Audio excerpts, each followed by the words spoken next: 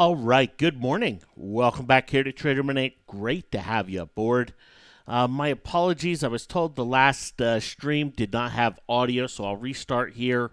I'm not sure what it was, but I'm going to give it here 5 seconds just to verify that audio is functioning here. So bear with me for just about 10 seconds. All right, looks like we are good to go here. Uh, Interesting night in the market here last night. I know it was one of those nights where many in the market expected that last night we're going to get something or we're not. Tariffs are going to hit or they're not, and you know what? It's going to determine the next big direction one way or the other, and it's going to be this kind of solution one way or the other for bulls or bears. It's one of those. I don't watch CNBC very often. I don't watch Bloomberg TV very often. I don't watch Fox Business News very often. I find them to be very cluttered with opinions, and it just gets in the way for me. But yesterday I turned it on, and there was this sense of, hey, you know what? Tonight's going to be this big night, or last night's going to be this big night, and it's going to have everything. And by the time we wake up Friday morning, we're going to know everything. And rarely does that happen. In fact, almost never does that happen. Everything's fluid. Yes, there are news events. There are things that happen, and we see rallies, and we see pops and drops based on those things. But there's never a magic bullet for the market, for the bulls or the bears. It's always a fluid situation, and it's always a changing situation. And that is the consistency of the market. That's the constant in the market, and we see that going on right now. Trade war dramas continue to go, and you'll see that the market here, even though it's down here this morning, it's still trading within this kind of Trump pop from yesterday. And, it's rallied here on the open. It's been weakening here since. And the volatility has definitely picked up. The range of movement has definitely picked on up, here today and as we have gone throughout the week. And what do we know? The story isn't over. Right? The story is not over. It's continuing. It's going to have more news coming out at any moment, more tweets coming out at any moment. And, just like 6 months ago, the news or the trade war stuff was ongoing. It's going to be ongoing for the next days, weeks, months ahead.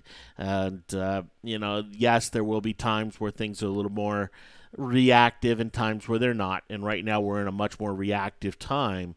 But anyway, it's not going to be something that the market can now put behind it. It's going to be one of those additional risks that the market has to deal with. And and I know we hear all this talk about economic prosperity from certain officials, and when you look at some of the data, we're not talking about growth. We're talking about a high line, but we're not in that second derivative growth type phase that really inspires money to come into the markets. For the 100K challenge, no new signals here this morning. There were a few that were close. In fact, Twilio very close to a bullish signal here this morning, and was up here near its highs. It's pulled on back. So at the 8:30 mark, my time, 10:30 mark Eastern, it was not a signal, but could be a signal here by the end of the day. There's some good money coming into Twilio, but definitely some market risk associated there. But holding up very well. Could be a bullish signal as we get to the end of the day. Raytheon is one that is pretty darn close to a bearish signal. I mentioned it yesterday. It was very close to a bearish signal. It's still very close to a bearish signal. And I know yesterday it reversed and all of that, but it's still very close there.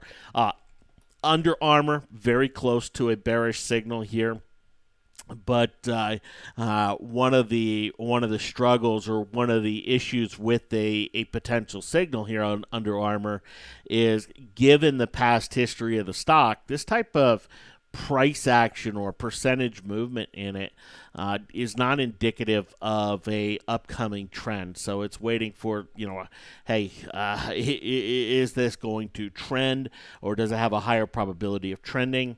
And then things like Bank of America, Facebook that I mentioned yesterday had a chance of being bullish signals this morning if they gapped up. Obviously didn't gap up, and we see them trading back towards yesterday's lows. That'll be a very interesting support level for many stocks out there, not just these stocks. Some of the tech names are actually breaking yesterday's lows here this morning.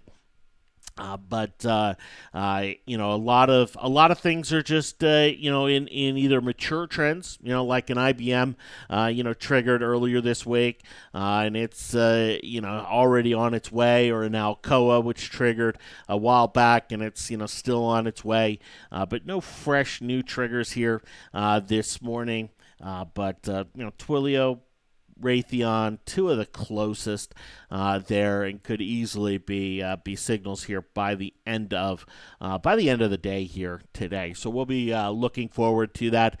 I'm anxious as any to get the first trade underway and get it off and rolling. But going to wait out the signal here for it. Now, I want to respond to a question that came in last night regarding the 100K challenge and regarding the trading of the 100K challenge, and whether it's real money or paper money. And a couple things here with that. Number one, never have I done a 100K challenge at Trader Minute without using real money. Real cash, real trades, real market, none of the virtual trading, none of that, phony money stuff, always real. And in fact, you can see the account here. This is a live account. You can see it's loaded up here with $3,000 and ready to go. And every challenge, that is the case, and that will never change. It will always be live money. Never will I run a challenge with fake money here.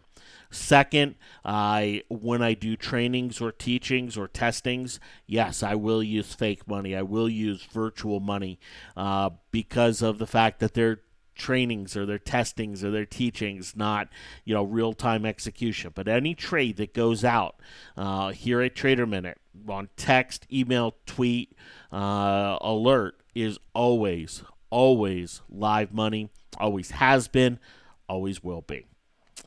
All right, so wanted to comment on that. Watching the market sell off here as it goes, you see some volume finally coming in. We haven't seen this for a while, but we have a big volume candle here, 18,000. What does this suggest? Suggest lows in for the day, right? Or let me rephrase that. The closing low is likely in for the day. We probably won't close below this mark. We can still trade below it. But chances are, if it's below it, it'll rally back to this mark by the end of the day. But a pretty good chance that the market closes above this mark by the end of the day. It doesn't say, hey, the market has to go on a big monster reversal or can't sell off a little bit more. But pretty good marker for, hey, market's probably not going to close below this level. The selling is really intensifying over the last 30 minutes here, and it's very broad-based. It's broad-based between small caps, tech. We see the S&P down 35 points here. We see a lot of the green rolling over into the red, only a few green left out there, but things that were up big like a Valero or a Twilio reversing and going red here this morning. Very bearish type of move here on the market this morning. And, we continue to see the mornings be full of selling here in the market, and that's normal when we're looking at a more bear market type scenario out there, which when we look at the market metrics, that's what we are looking at. Now, occasionally in the market, we have reversals like we saw yesterday on stocks. Things like Valero, they get big reversals. big reversals from a little bit of oversold condition. And yeah, sometimes these can mark some short-term bottoms, and they can be off and rolling. But when you go and you look at big bear market sell-offs, big bear market sell-offs are full of these types of reversals. They're all over the place. They're commonplace. They're not something that is, oh, wow, this is so unusual. When it happens, boom, off we go. These types of reversals that we saw yesterday, very common in big, bad downward trends. You go back and even look at 2008, we see some big reversal action and then, just get sold into, not bought up. Reversals like this, they tend to hold when they're on high volume, very, very high volume. We saw some heavy volume yesterday, but don't know that we could classify it as super high or bottoming here with the market. And we see a lot of stocks, retesting or breaking those lows from yesterday's reversals. And in this type of market environment, that is common. That is not, that's not something that's unusual. That's not something that's, kind of crazy. But the volatility, right? We've talked about the volatility in the market is definitely on the rise. The point movements that we are going to see are definitely increased. Speaking of volatility, really interesting to see the VIX not moving up on this downward move, meaning not moving up to a massive degree here on this downward move in the market. If we pull up the actual VIX today, it opened lower, right? We had the tariffs, they kicked in and the world didn't stop, right? But the VIX has been moving up here, throughout the course of the morning. But it's relative change, right? It's relative change on the day. Only a 3% move with the markets down the way that they are. This is the first time we've seen that, where during this sell-off or here this week, where the market sells and we see the VIX actually not kick up here, too much, which is a sign that there's not a huge panic that is going on right now. If we were talking about VIX up 10, 15, 20%, we'd be talking about a big old panic type of scenario here in the market. Okay. So anyway, those are some of the things going on. Bottoming volume here has come in. I don't have any new signals to go react to, but like I mentioned, Twilio, Raytheon, very close here. And could be by the end of the day. I expect that we're going to see multiple 15 to 20 point moves in the market for the rest of the day. Going into this weekend, investors have to kind of answer some questions. And one of those is going to be the erosion of long-term charts. When you look at an Apple, right? And you come in, okay, the daily is something, right? Ebb and flow here. But when you come and put a longer-term chart like some of the big investors do, this is ugly action this week. It's action that's indicative of further selling when you look at it historically. And it's action that they're going to have to start reacting to, and is going to start forcing some hands here. So a lot of this real breakdown action here this week. Apple down 8%. 8%. And this is a company that had some pretty decent earnings, right? We've talked about it. It's expensive. It's not a cheap stock, not a cheap company in any way, shape, or form. But, down 8% here on the week. That is something that is going to garner fund manager attention and is going to create some additional selling, from fund managers or for selling from fund managers during pockets here today and as we get into next week. Could we have some magical trade war resolution that changes the mood of the market? We sure could, but no resolution right now. In a market that has absolutely priced in a resolution, is path of least resistance lower, and that's what we see. That's what we see in the metrics. That's what we see in the market, and that's what will likely continue unless we get some sort of resolution to the upside. Because right now, U.S. President Trump can come out and say, I'm optimistic about a trade deal happening. Does the market believe him the same way they believed him 2 weeks ago? No, they can't, right? They can't. There's been a little bit of an erosion of credibility there in terms of, that type of statement. And, it's one of those where we see that happen, on various things with many, many people where, what?